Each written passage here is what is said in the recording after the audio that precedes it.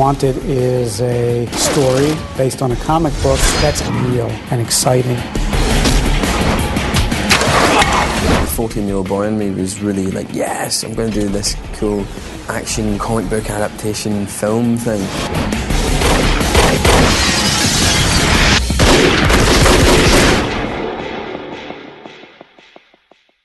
The Mark Millar comic book was a big surprise for me because it was exactly the right tone for the movie. Well, it's funny, I went into it very relaxed. I went into it thinking, it's okay, whatever happens here, you know, this is nothing to do with my book. But as it got closer to coming out, I was actually starting to get quite nervous before I saw the movie. I was thinking, this better be good. This is my first movie with my name on it, you know? And I actually did sit in the screening room thinking it just got better and better. The first 40 minutes is pretty much identical, scene for scene, and that shocked me. Even now, everybody's saying, okay, where's the comic book? We have to check how it was in comic book. Yeah, I didn't expect it to be like that. I thought it would take a few things, but captions were voiceovers, dialogue was lifted straight from the book, and I was so pleased to see that. Visually, what was interesting in comic book was voiceover and Wesley's voice, because it was an interesting combination between ordinary life of the ordinary person and very brave and smart and sarcastic voiceover. And this combination created the energy and tension for the whole movie. My name is Wesley Gibson. My dad walked out on my mom when I was 18 weeks old.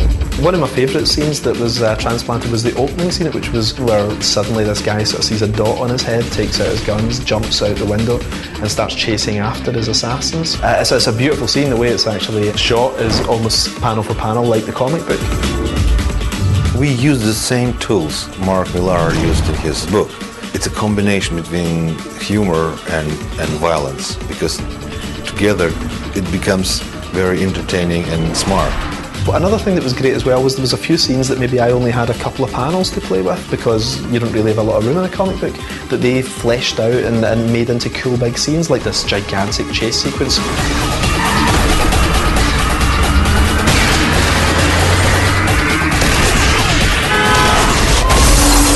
I'm just trying to surprise him because I'm playing with his materials. One of my favourite scenes from the book is the scene where James gets to use his powers for the first time, and it's just the idea that somebody is so good they can shoot the wings off flies. And it's one of those scenes, it's actually a really pivotal moment because it's like the moment where Spider-Man realises what he can do, or Superman can jump off a building or whatever. You know, you see them use their powers for the first time. Shoot the wings off the flies. I really think you have me mixed up with somebody.